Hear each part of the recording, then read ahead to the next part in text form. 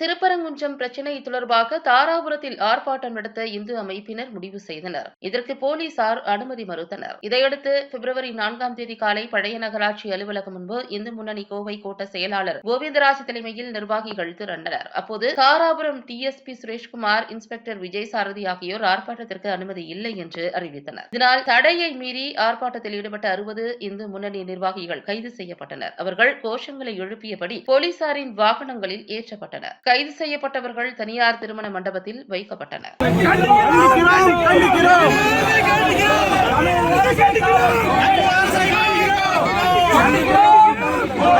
கண்டிக்கிறோம்